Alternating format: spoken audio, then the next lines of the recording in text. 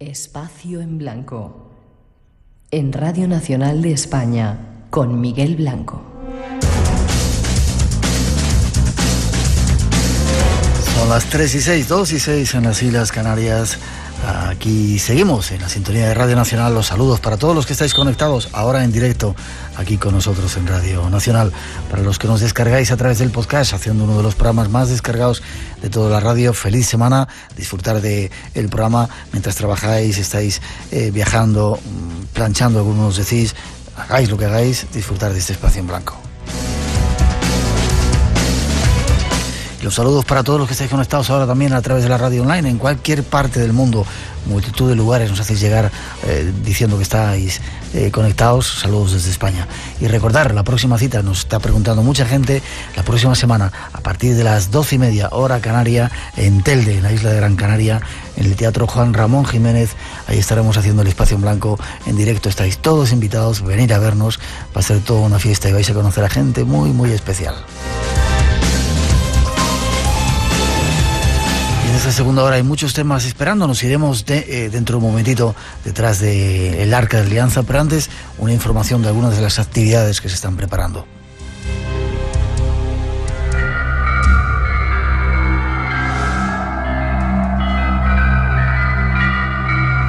Y seguimos con informaciones. Nuestro mundo se sigue moviendo. El día 5 de junio ahí es el Día Internacional del Medio Ambiente y se prepara un acto increíble. Tenemos a Carlos Orellana, director del festival. Buenas noches, Carlos. Hola, muy buenas noches. Estamos aquí. ¿Cómo estáis? Muy bien, trabajando, preparando este gran acontecimiento que tiene lugar el 14 y 15 de junio aquí en Vitoria-Gasteiz. En Vitoria-Gasteiz. La estáis liando, ¿eh? Carlos, ¿que la estáis liando, Carlos? Sí, están viniendo muchos pueblos con sus músicas y sus danzas de diferentes continentes a compartir con el pueblo europeo, ¿no? También sus músicas y su danza. Es un acto, un festivo, celebrativo y a la vez una toma de conciencia, porque están detrás de este festival están los abuelos y abuelas sabias del planeta, que es un movimiento indígena que quiere salir al mundo, que se haga masivo, ¿no? Y llevan un mensaje, abuelos y abuelos para salvar el planeta Tierra. Círculo de abuelos, de abuelas y abuelos sabios, un punto de encuentro de representantes de la mayor sabiduría de diferentes etnias y culturas originarias. Viene el abuelo Raimundo Fontevas, de la etnia amazónica de Sana, el abuelo Enrique Tulupa y la abuela María Chango Luisa, de la etnia quechua de Ecuador, ¿sí? Así es. Vienen en pareja, ¿no? El abuelo Raimundo viene con la abuela Aurora también. La verdad que ellos son personas reconocidas y respetadas por sus comunidades, ¿no? Sobre todo en conexión con la naturaleza, por la conexión que tienen con la naturaleza. Y eso es lo que quieren transmitir al pueblo europeo, no solo al pueblo europeo, sino al planeta en general, ¿no? De volver a los retornos naturales y originarios de él. No dejar la tecnología o el avance de la ciencia, pero sí ir a juntos, ¿no? La ciencia está avanzando, entonces dicen los indígenas, nosotros tenemos que hablar ahora, para que juntos, con la ciencia, trabajemos juntos para salvar al planeta Tierra. Recuperar ese aliento de la naturaleza. Eso es. Festival Internacional Espíritu del Planeta. Y junto con estos abuelos, Carlos, hay gente española también que va a hacer una ceremonia musical, ¿no? Sí. Bueno, la verdad que la música y la danza nos lleva a ese estado de no tiempo, ¿no? Que es la ceremonia, ¿no? Sí, con ellos están el pueblo gitano que ya se sumó al mensaje, y en representación musical está Antonio Carmona y Rosario Flores, que van a estar apoyando este Festival Espíritu del Planeta. Qué bonito. Toda esta información está en la página web, ¿no? espiritudelplaneta.org. Vale, luego lo vamos a repetir, pero dime el día y el lugar.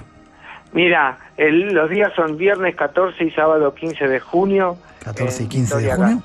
Vitoria-Gasteiz. Y el acto de presentación es ese día, el día 5. Espera, que ponemos un poquito de música y me das la página web para que toda la gente se pueda informar.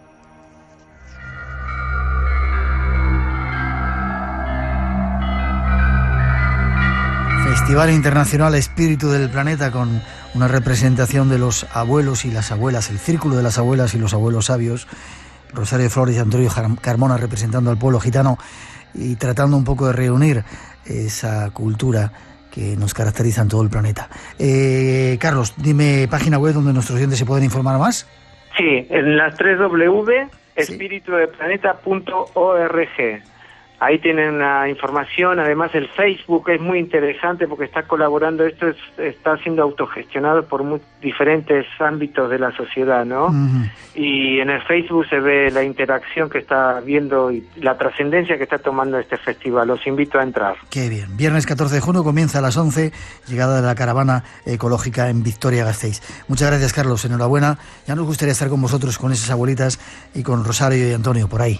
Gracias a ustedes por poder difundir estas buenas noticias. Es nuestro trabajo y nuestro deber. Gracias, fuerte abrazo. Adiós. Hasta pronto.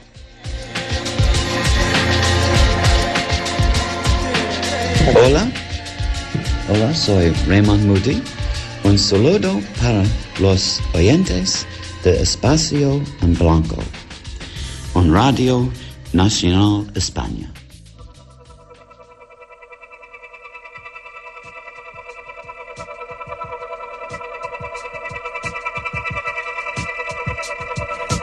...900-137-137 nuestro teléfono. Todavía tenemos en marcha ese concurso. Tenemos 5 entradas dobles para ver a Daniel Stulin este domingo, día 2 de junio, en Barcelona, en el Hotel Barceló Sands, hablando del Club Bilderberg y de esas nuevas reuniones del gobierno mundial, y 5 libros también para sortear entre todos los que queráis participar. Y nos seguís preguntando nuestra cita de la semana que viene, teatro en Telde, Teatro Juan Ramón Jiménez, a partir de las 12, 12 y cuarto, 12 y media estaremos por allí. Podréis entrar, entrada libre, y podréis conocer a un montón de personajes curiosos que van a estar en ese segundo Congreso del Misterio. Y ahora seguimos viaje, nos vamos detrás de toda una leyenda. Tras esa introducción, nuestro siguiente invitado nos da datos increíbles sobre ello.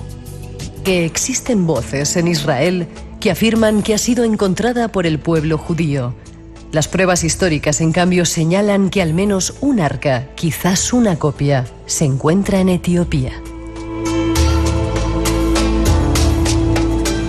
El 30 de junio del año 2009 saltaba la noticia. El arca se encuentra en Etiopía y la humanidad está a punto de asistir a su revelación. El patriarca copto ortodoxo de Etiopía, Abuna Paulos, ha asegurado en una rueda de prensa en el Hotel Aldobrandi en Roma que ha visto el Arca de la Alianza y que su estado de conservación es bueno. Paulos cree que ha llegado el momento de la verdad. Afirma que no puede decir dónde se encuentra el arca, pero sí asegurar que la ha visto y que es como está descrita en la Biblia. ¿Pero qué era el arca? ¿Y qué contenía? Preguntas que trataremos de contestar con nuestro próximo invitado.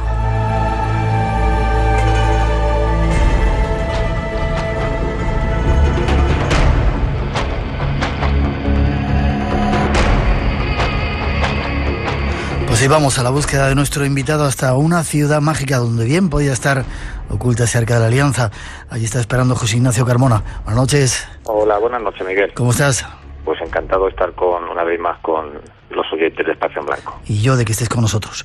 Presentarte, eres investigador, escritor, un experto en transcomunicación, y últimamente te ha dado por volver a los sabios. Has escrito tu último libro, se llama El Retorno de los Sabios, ¿no?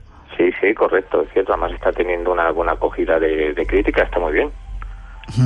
¿Hay muchos sabios sueltos todavía? ¿Están volviendo? Claro, simplemente cuando el hombre mira al interior de sí mismo descubre el universo, y yo creo que esa es la mayor sabiduría. Mira qué sencillo es. Sí, no sé si lo estamos haciendo bien, porque a juzgar cómo están las cosas... Bueno, claro, es que estamos enfermos de nuestra sociedad occidental. El divorcio, razón y espíritu es lo que nos lleva a donde estamos. Debe de ser. Nos vamos a acercar a la Alianza, ¿te parece? Correcto.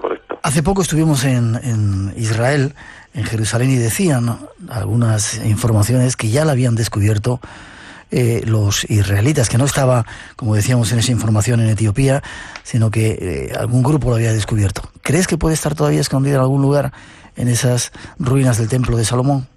Yo creo que, bueno, ha habido muchas expediciones como la de Parker, en fin, multitud de hipótesis. Yo creo que realmente el arca no se ha descubierto. Estoy convencido de que todas han sido expediciones malogradas. Incluso la que dicen que está en Etiopía, que el patriarca dice... Claro. Sí. Aquella arca, bueno, yo creo que eso son representaciones un poco de tipo los efod. Tú sabes que los israelitas ya usaban una especie de máquinas adivinatorias a la época de los patriarcas, y estos son como representaciones de aquellos viejos efod, pero estrictamente no son el arca de la alianza. ¿Una copia sería entonces?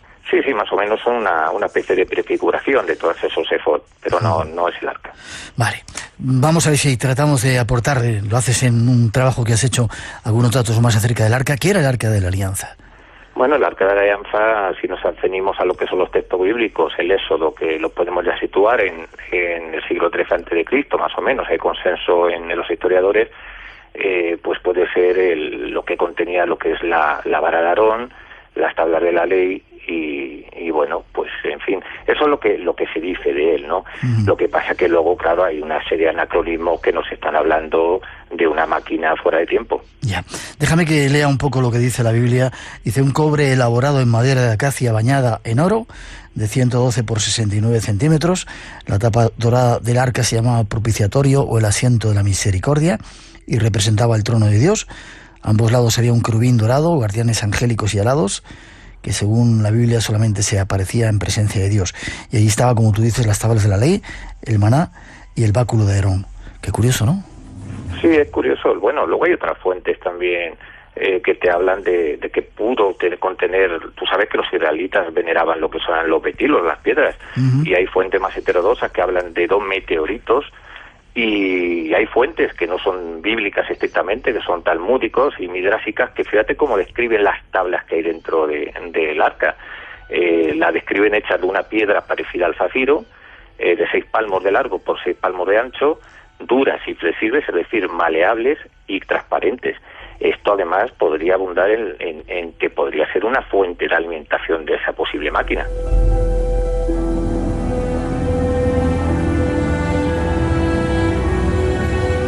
Entraremos luego dentro de un momentito, si te parece, acerca de si es o era o no una máquina. ¿Hay datos históricos que avalen que realmente existió este arca de la alianza, o puede ser una leyenda más que ha pasado de siglo en siglo hasta nuestros días? Claro, es que si te tienes que hacer caso de lo que son los textos bíblicos, sabes que son interpolaciones. Lo que sí, a diferencia de otras mitologías de Oriente, la Biblia está enfragmentada en una historia terrenal, eso hay que decirlo.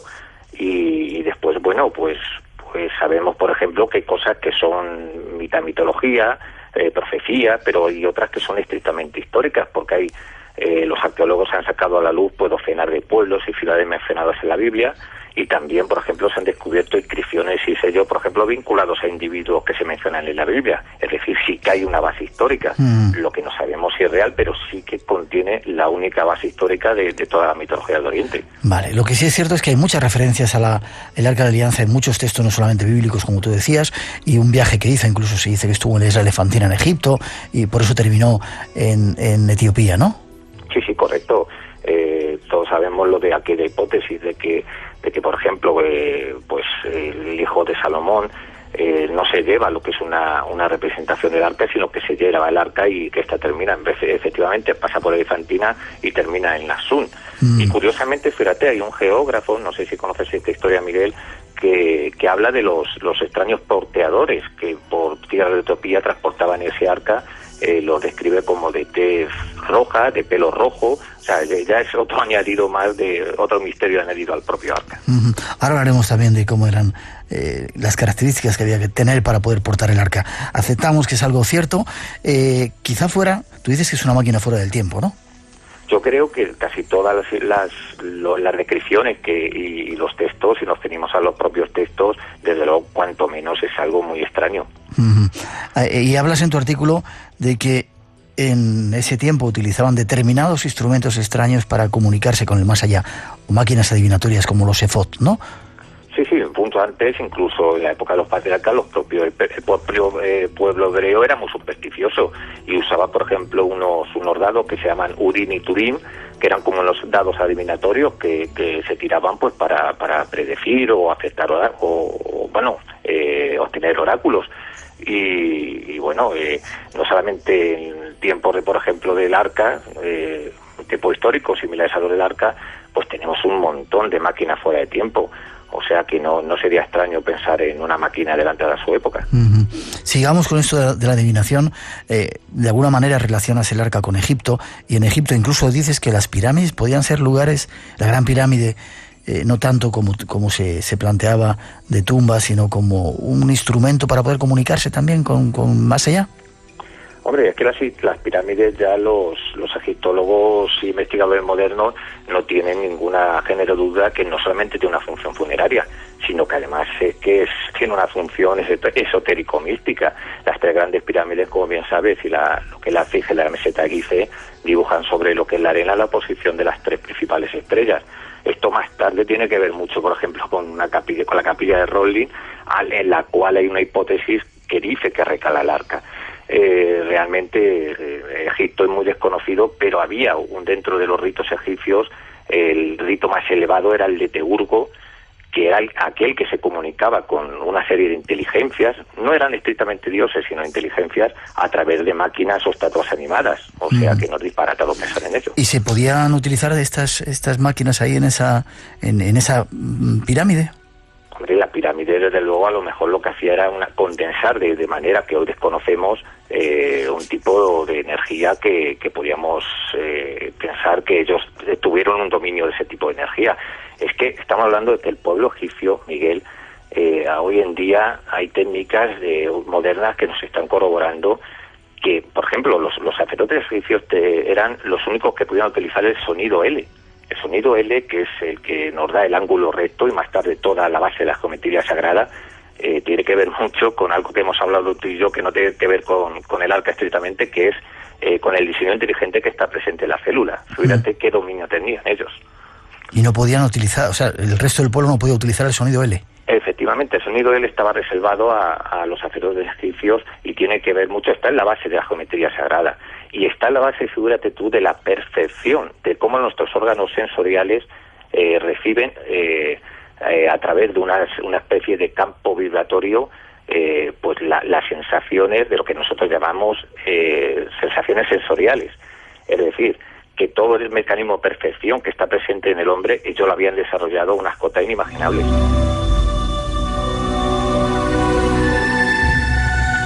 Dejemos de lado un momentito a los egipcios y volvamos al arca, si te parece. ¿Quién la manda a construir? ¿Quién la construye? ¿O viene del cielo?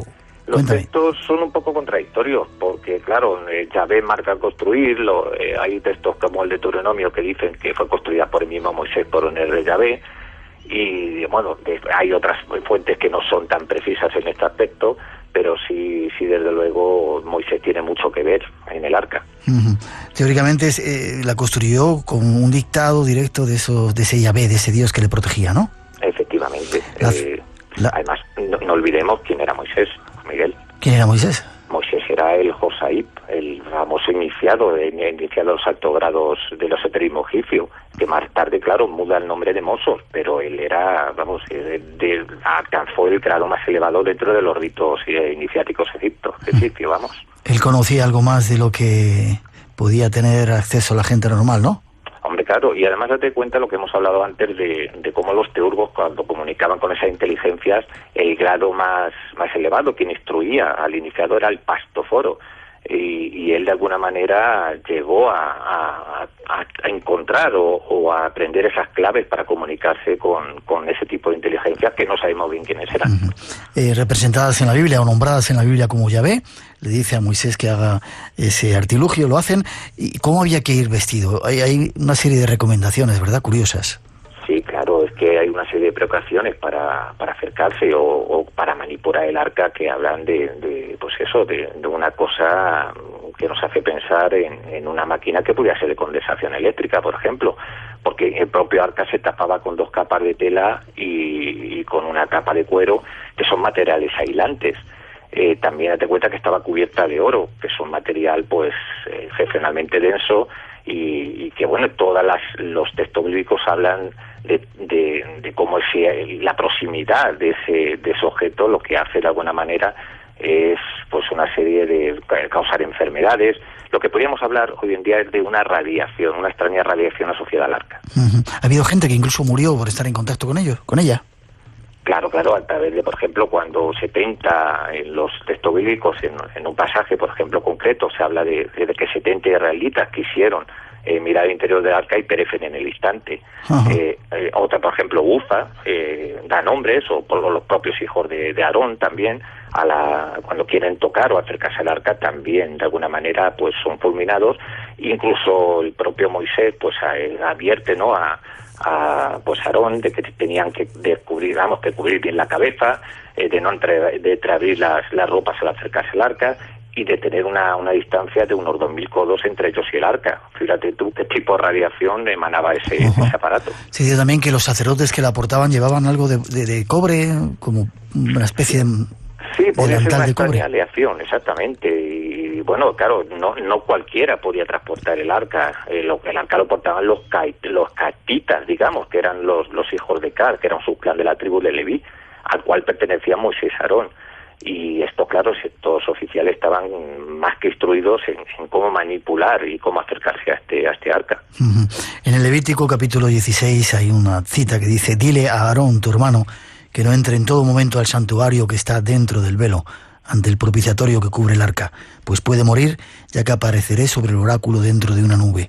Ya el propio Yahvé, de alguna manera, dice a los hombres que tengan cuidado porque eso es peligroso, ¿no? Claro. Además, fíjate que algunos textos bíblicos, traductores modernos, cuando dicen que lo que se encontraba entre los querubines del arca era en Maleac, ya no solamente describen o traducen por un ángel, sino por una masa condensada eléctrica. O sea, es que es increíble. Incluso los querubines se ha llevado a la hipótesis por ingenieros modernos de que pudieran galvanizar una suerte de corriente. Una masa condensada eléctrica. Efectivamente.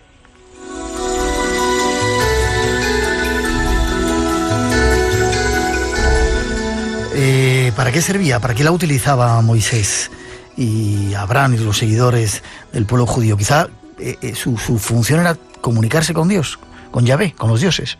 Sí, bueno, lo que, por ejemplo, el arca indicaba la ruta a seguir a los israelitas, les aconsejaba, les transmitía oráculos, y Yahvé hablaba, por ejemplo, a Moisés a través de un misterioso fuego, ¿no?, que salía. Incluso te cuenta una cosa muy peculiar, que cuando Moisés salía de hablar o de reunirse con Yahvé a través del arca, su rostro parecía desprender rayos. Y bueno, pues yo creo que una de las funciones de este arca, aparte de poder ser una máquina de condensación eléctrica, yo creo que está muy muy ligado a todas estas estatuas animadas y a todas estas profesiones de las naos, ¿no?, del antiguo Egipto, y que sí que de alguna manera pudiera ser una máquina de comunicación con otras inteligencias, porque es que los textos son muy precisos de cómo a través de ese arca se oía la voz de Yahvé. Una máquina de comunicación con otras inteligencias. Efectivamente. También se utilizaba como un arma, ¿no? De alguna manera los judíos lo utilizaron, no sé si fue en alguna de las batallas que tuvieron... Sí, claro, incluso con los filisteos utilizaron ese arca como arma, se llevaba a la guerra el arma. Y mira, y en una, por ejemplo, estaba tratando de recordar el nombre, Jericó, yo creo que está relacionado con alguna batalla.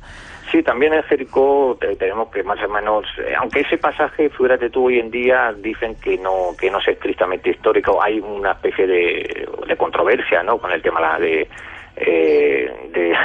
las prospecciones arqueológicas, pero dicen que pudo ser más que nada un espejismo poético. Pero sí es cierto que hay otros pasajes donde sí que de alguna manera llevada y utilizada como arma.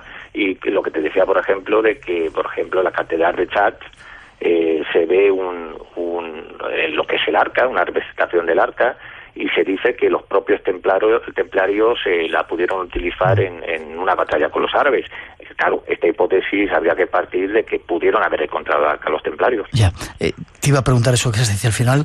Siguiendo la historia, después de todo ese peregrinaje del pueblo elegido por el desierto, llegan a Tierra Santa, se construye el templo y allí queda el arca durante algún tiempo, ¿no? Sí, correcto. Bueno, se dice que fue Josías el que de alguna manera saca el arca, pero lo que sí es cierto que con la instrucción del templo de Antípodo de Nabucodonosor, el arca ya no estaba en su sitio. Ya no estaba allí. Efectivamente. Desaparece, y ahí es cuando mucho tiempo después, llegan los templarios con una función de estar excavando en el muro de las caballerías de ese templo de Salomón, quizá buscando el arca. Algunos de ellos decían que lo buscaban. Sí, claro, incluso, bueno, las hipótesis que, por ejemplo, Baja Carpentier y otros investigadores, ¿no?, del tema templario, nos hablan de que Hugo de Payne y los famosos 8 caballeros encontraron el arca y fue llevado a Europa. Y lo que esgrimen ellos como prueba, pues es el famoso relieve que hemos hecho mención antes, esculpido en la columna del pórtico de los iniciados de la Catedral de Chartres. Vuelvo a decir, en él se representa el arca, y sobre 2 ruedas, y cómo es transportada por un hombre y atraviesa un campo de cadáveres. Hoy en día, claro, se dice que es la significación de una batalla que tuvieron los templarios en Jerusalén. Lo que sí está claro que parece ser que esta hipótesis, pues bueno, pues ha cobrado mucha vigencia.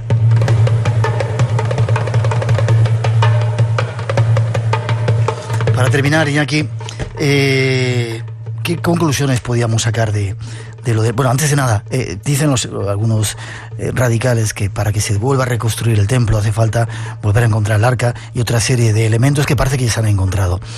¿Crees que puede ser cierto esto? Sí, claro, pero bueno, esos radicales, tú has puesto el mismo objetivo, radicales, porque realmente el templo ya una vez que fue destruido, esto es un tema sionista puro y duro. O sea, ahora el hecho del templo ya no es el que habilita la identidad de Israel, eso lo dicen algunos. Pero el arca, yo creo que, mira, esta misma pregunta me la han hecho, yo creo que hubo personas con mucho poder, como el marqués marqués de Alberdi, que era un esoterista y muy interesado en el tema del arca, que sí tenían los medios, que tenían la capacidad, los conocimientos, y yo no dudo, dices que dónde puede estar el arca, de que algunos de estos señores en alguna gruta de algún castillo, pues a lo mejor pueda tener el arca, porque yo, sabes que soy masón, he tenido oportunidad de conocer la intrahistoria de muchos de estos personajes y dejan a la historia empequeñecida, Miguel. Curioso. Tratemos de sacar conclusiones entonces ante ese misterio que todavía está sin resolver. Lo que sí parece claro es que era una máquina para comunicarse con otras inteligencias o con Yahvé, que producía extraña radiactividad y que se ha utilizado a veces como un arma, ¿no? Sí, correcto. Bueno, eso está claro, eso no hay ninguna duda, porque los textos, la primera impresión que nos dan es esa. Gracias, espero que sigas investigando. Bueno, gracias a vosotros por la oportunidad, porque si no me la dais, lógicamente no se puede llegar a la gente, Miguel.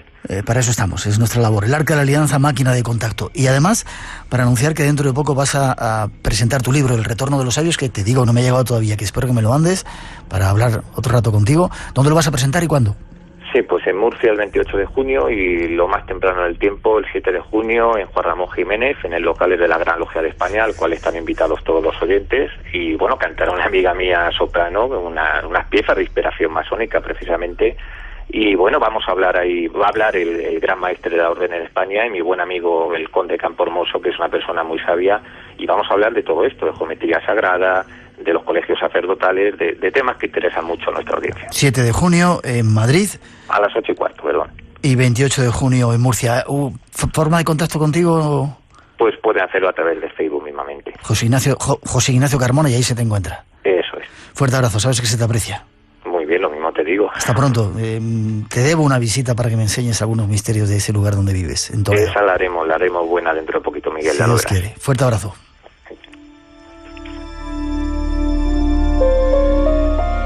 Espacio en Blanco, con Miguel Blanco. Hola, soy Miguel Blanco y quiero invitaros a una experiencia única con el misterio. Será el día 8 de junio, en la madrugada del viernes al sábado, a partir de la 1, en el Teatro Juan Ramón Jiménez de Telde. El misterio te espera. Entra en el Espacio en Blanco con nosotros. Tu cita con el misterio, en la madrugada del viernes al sábado en Radio Nacional.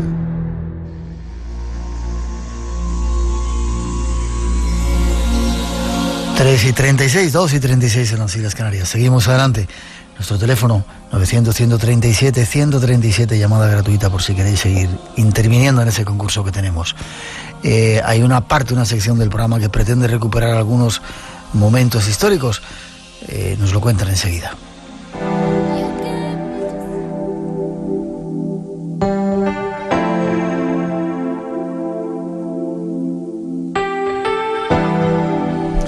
esta música que nos transporta, nos vamos al pasado. Llega el momento, el tiempo de los recuerdos del espacio en blanco, una nueva sección que hemos lanzado por iniciativa de Ramón Álvarez, uno de nuestros nuevos compañeros. Nos vamos hasta Barcelona para hablar con él.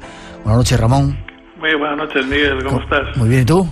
Muy bien, encantado de estar otra vez contigo en tu programa y con los oyentes, por supuesto. Igual te digo, mucha repercusión, ¿no? Porque a través de tu página web controlas un poco primero las descargas y lo que te va diciendo la gente.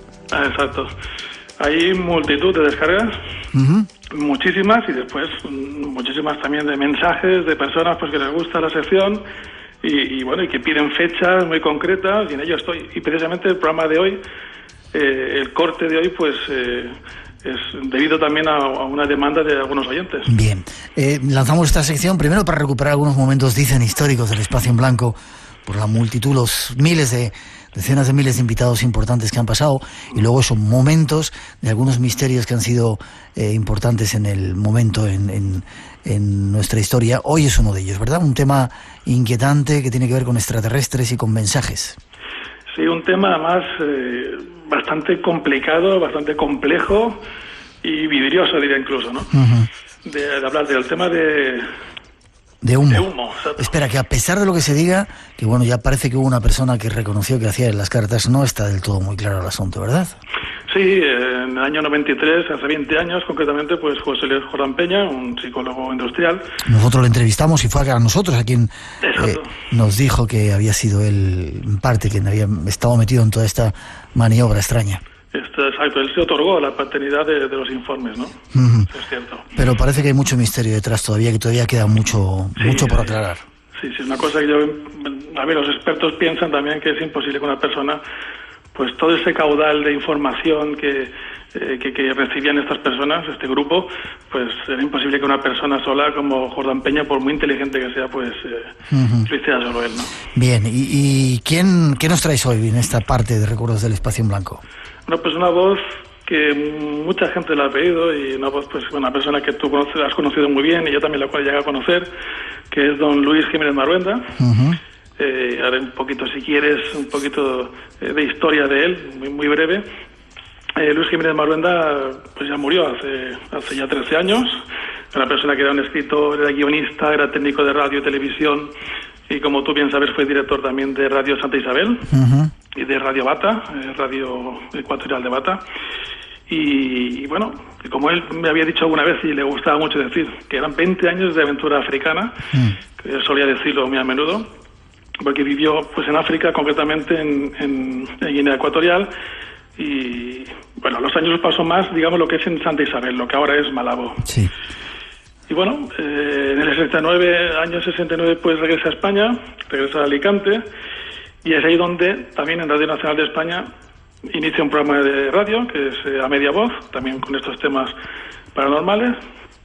Edita también en Alicante una revista que tú recordarás, que era La Guía de Alicante. Sí. Y era un hombre, pues, tú sabes, una persona pues muy popular también en Alicante, muy conocida, muy buena gente, ¿no? Sí, señor. Y a raíz de su llegada de nuevo al mundo de la radio, comienzan a llegarles también estas extrañas misivas de esos habitantes de ese planeta extraño y desconocido llamado Humo, ¿verdad? Exacto. Y esta noche ha recuperado parte de un poco de la historia, un poco de su propia experiencia. Sí, un poquito. Uno de las entrevistas, de las muchas que tú le hiciste, esta pues tiene unos 22, 23 años que recordar.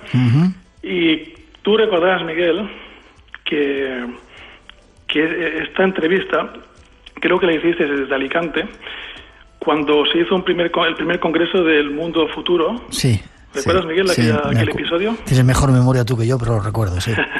El 1, 2 y 3 de marzo del 91, pues se hizo ese congreso, en el que estaba Salvador Freixedo, estaba también Javier Sierra, estaba don Miguel Blanco.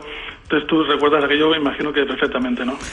Bueno, mi memoria ya casi no llega tanto, pero hemos estado en tantas movidas, pero sí, recuerdo que fue una reunión con gente muy increíble, y estaba Luis Jiménez Marruenda, y se habló de todo eso.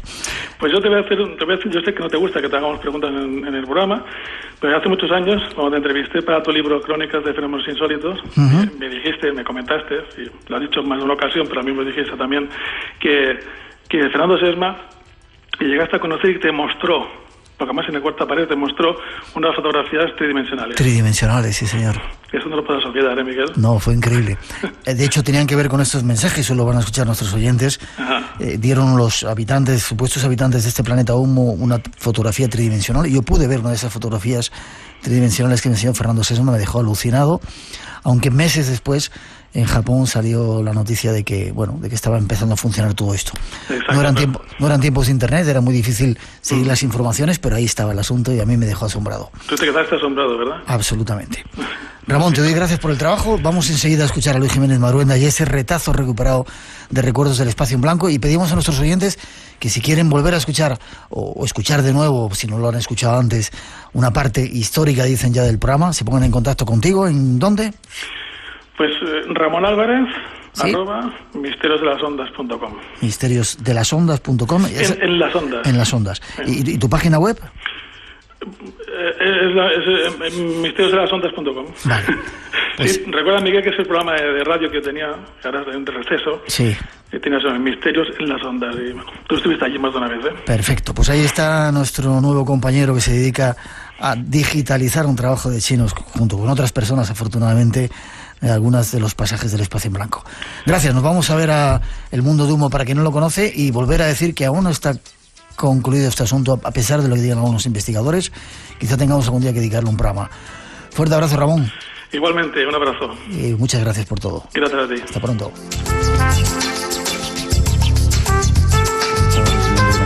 Estas misteriosas cartas de humo.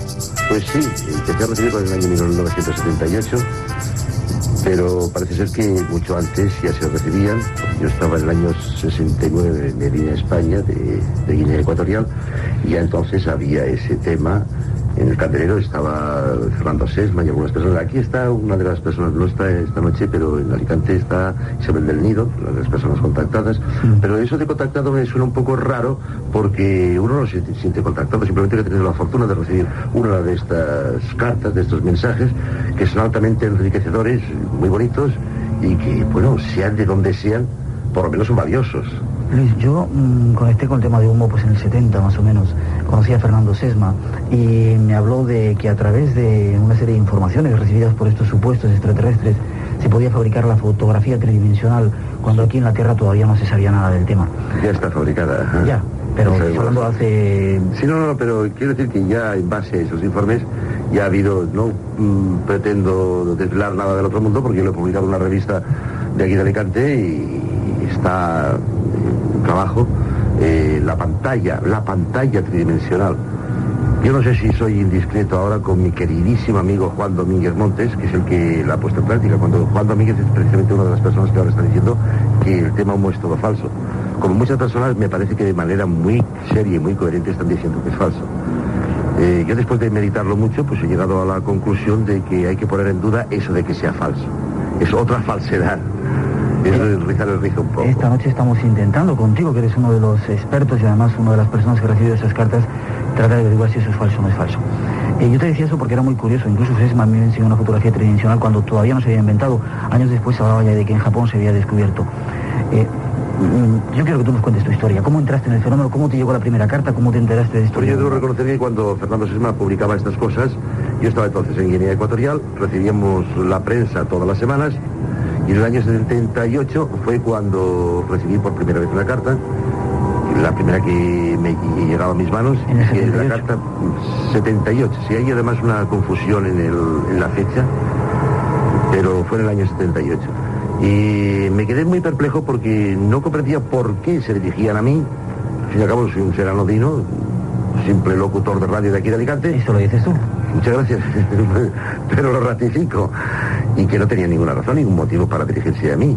Sin embargo, aquella carta era tremendamente enriquecedora. Es más, hablaban de un planeta que decían que está orbitando alrededor del Sol, que hay uno más, aparte de los conocidos, no como dicen otros contactados, que ellos han detectado uno más, que lo tengo apuntado y además lo tengo publicado en el periódico de aquí y en alguna revista. Creo recordar que estaba a una distancia media del Sol de 7.980 y tantos kilómetros, millones de kilómetros. Este es un dato que algún día pues se averiguará si es cierto. Pero me dijeron otra serie de cosas muy interesantes, entonces entré en el tema y fue a raíz de eso cuando, interesado por el fenómeno humo, tomé contacto con Dionisio Garrido, con Juan Domínguez, con Jorge Barnechea, con Rafael Farriols, a los cuales me une hoy en día una entrañable amistad, aunque sea a distancia, y vi que aquello era más serio de lo que a mí me parecía en principio. ¿Cómo son los humitas? Pues de unas características muy semejantes a nosotros, pero con un grado de evolución muy superior, pero es la evolución que nosotros alcanzaremos dentro de 500, de 1000 años, de 100 o de 2000, no lo sé. ¿Son altos, rubios también? ¿O? Sí, una apariencia nórdica, pero con una semejanza física exterior tremendamente parecida a la nuestra. Tienen algunos datos que nosotros los podemos detectar, por ejemplo, una hipersensibilidad digital. Eso te iba a decir, no pueden escribir, ¿no? Al parecer. Les cuesta mucho escribir a mano. ¿Por eso escriben a máquina o encargan a alguien? No, le encargan a un mecanógrafo que tienen contratado, que es el único que habla con ellos y los ve. Este mecanógrafo estuvo a punto de ser descubierto hace algún tiempo, gracias a la perspicacia de uno de los del grupo, Jordán Peña, y de otro también del grupo, Dionisio Garrido, ex comisario de policía porque se ha jubilado. Ahora eran dos linces en esto, estuvieron a punto de descubrirlo, y cuando ya estaban a punto recibieron inmediatamente una carta de los sumitas diciendo: por favor, no sigan ustedes su investigación, porque si ustedes descubren a esta persona, nosotros tendremos que cambiar inmediatamente de mecanógrafo. Es lo único que podemos hacer. Y ustedes se van a perjudicar y van a perjudicar a este hombre nada más. Y al parecer las cartas llegaban desde diferentes partes del mundo a España, desde Sudáfrica. Sí, ya que he tenido anécdotas, te voy a contar una que es muy curiosa por lo significativo que tiene. Justamente estas fechas, tal día como ayer, 27 de febrero. ¿Antes de ayer? No, pero el 26 de febrero, a las 11 de la noche, me llama Juan Domínguez desde Madrid, del 26 de febrero de hace, pues, 4 o 5 años, no recuerdo ahora. Y me dice: oye Luis, ¿sabes? ¿Te has dado cuenta de que en el mes de marzo, con la festividad de San José, hay un puente muy bonito que podríamos reunirnos aquí en Madrid? Pues sí, hay un puente, podríamos hacerlo. Pues vamos a organizarlo. Bueno, pues estupendo, tú que estás en Madrid. No, tú, yo siempre he sido el mecanógrafo del grupo. Tú que tienes más mano para escribir, prepara un bosquejo de las ponencias y tal. Pues muy bien, era a las 11 de la noche, pues muy bien. Mañana, bueno, lo preparo y mañana te lo mando, y mando una fotocopia. Y él me dijo: no, mañana me lo mandas a mí, lo que hayas hecho, y yo me encargo desde aquí, él trabajaba entonces en la Renfe, desde aquí me encargo de hacer fotocopias y mandarlas a todos que están aquí más cerca.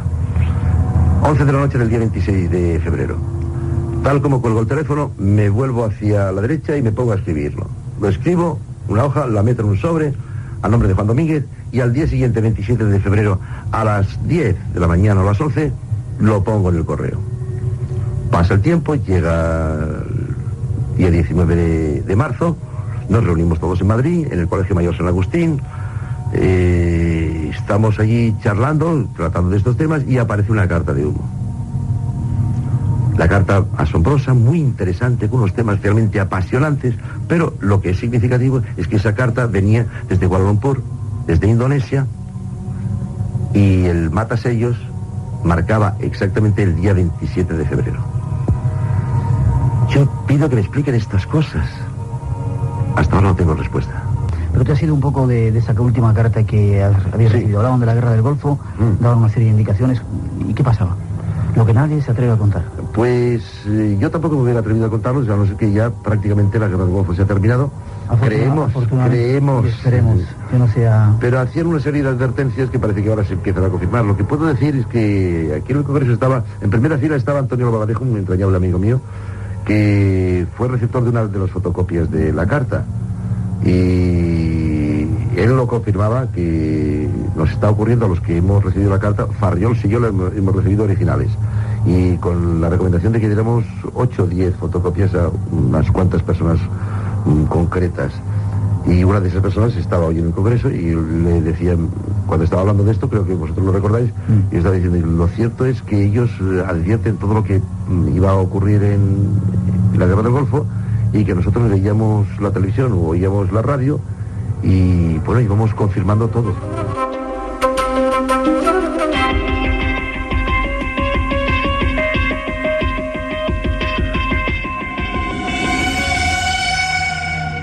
Abre tus sentidos. Un nuevo universo de respuestas te espera. Espacio en Blanco, en Radio Nacional de España, con Miguel Blanco. El misterio continúa.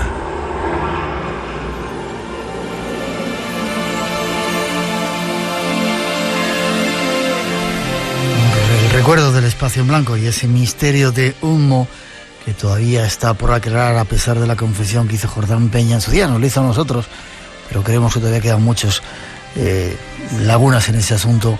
Hablaremos, seguiremos investigando y quizá tengamos que dedicar un programa a todo ello. Y ahora llega el tiempo de las noticias. Antes de dar los ganadores de esos 2 concursos que teníamos, las ha preparado nuestro compañero David Martín.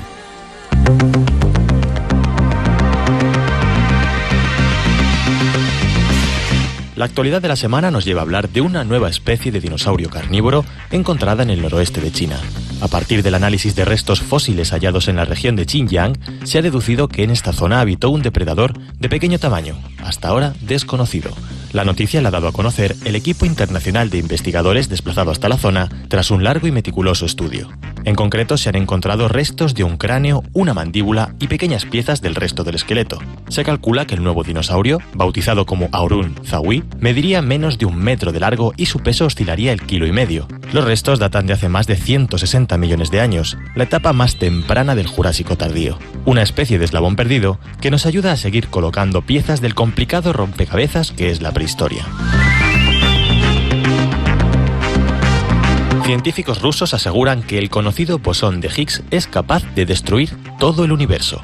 Es la conclusión de un estudio en el que estos expertos han estudiado las propiedades de la partícula de Dios para confirmar la inestabilidad del cosmos. Según parece, esto significaría que antes o después el universo dejará de existir en la forma en que lo conocemos. Sin embargo, no hay razón para el desaliento, ya que este hecho no supone una amenaza para la humanidad. Todas las estimaciones aseguran que el proceso tardará unos 5.000 millones de años en cumplirse, y para entonces tanto el Sol como nuestro planeta habrán desaparecido. Los resultados de este estudio coinciden en las conclusiones de la investigación anunciada en febrero por el equipo del Gran Colisionador de Hadrones, que encontró el bosón de Higgs. Básicamente, ambos modelos apuntan a que debido al fenómeno denominado falso vacío, el universo tal como lo conocemos será sustituido por uno nuevo. Y tenemos noticias sobre la guerra del futuro, es decir, la batalla de Internet. Fuentes del Pentágono han informado de un acceso de piratas informáticos desde China a redes estadounidenses encargadas de la custodia de diseños de sistemas armamentísticos. Estados Unidos enmarca esta acción dentro de una campaña de espionaje contra su industria defensiva y sus principales órganos gubernamentales. Así, según informan, los chinos habrían obtenido diseños de aviones y buques de combate, incluidos los modelos más modernos con los que cuenta la Armada estadounidense. Ya en el mes de enero, un informe elaborado por la Junta de Ciencias de la Defensa consideraba que Estados Unidos no está lo bastante preparado para afrontar una guerra cibernética a gran escala. Ahora, el Pentágono ha admitido que tiene preocupaciones crecientes sobre el ciberespionaje.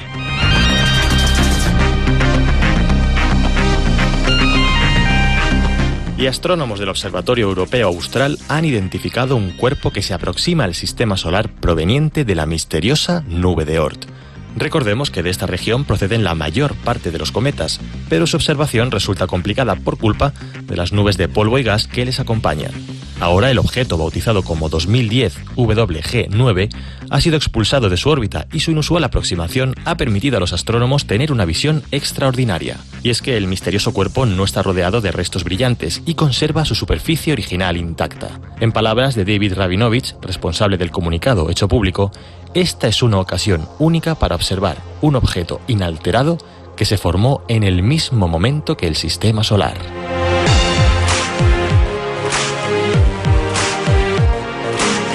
Llegamos hasta aquí con la actualidad, pero seguiremos muy pendientes de todas las noticias para traeroslas de nuevo.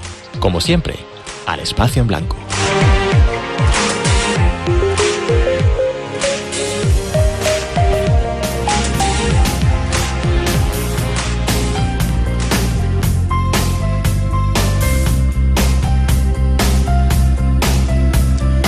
Por hoy tenemos que terminar. Ha sido un placer estar estas 2 horas juntos aquí en esta sintonía. Recordar nuestra próxima cita, la semana que viene, en el Teatro Juan Ramón Jiménez, en Telde, la isla de Gran Canaria. Estáis todos invitados a asistir a un programa, al Espacio en Blanco, en directo, a partir de las 12:30, hora canaria de la noche. Ahí estaremos, entrada libre, y estáis todos invitados. Teníamos dos premios, dos concursos. Las entradas para ir a ver a Daniel Stulin el próximo domingo son para María Reyes de Barcelona, Marian González de Barcelona, Jesús Checa también de Barcelona, Óscar Castellar de Gerona y Pedro Palma de Barcelona. No hace falta más que vayáis directamente al lugar del evento, el hotel, ahora lo decimos, el Hotel Barceló Sanz, a las 9 de la mañana, Hotel Barceló Sanz, y os franquearán la entrada para que podáis ver a Daniel Stulin hablando de ese gobierno mundial. Tenemos 5 libros que son para Beñat Zugasti de Donosti, Fabián Cabrera de Las Palmas, Carlos Mata, que nos llamaba desde Costa Rica, Carmen Montoro de Alicante y Nieves Belanmanzar de Badajoz. Poneros en contacto con nosotros para darnos la dirección y poder enviaros ese pequeño regalo, dando las gracias por estar ahí. Y con los saludos de todo el equipo os emplazamos a esa cita que tenemos en directo la semana que viene en Gran Canaria. Os dejamos con un poco de música hasta las 4 y luego llegan nuestros compañeros Natalia Ayala y Lluís Vallés con toda la información aquí en Radio Nacional y la invitación a que sigáis en esta sintonía. Ha sido un placer, feliz semana, nos vemos prontito. Has escuchado Espacio en Blanco en Radio Nacional de España. Hasta la semana que viene. Feliz semana.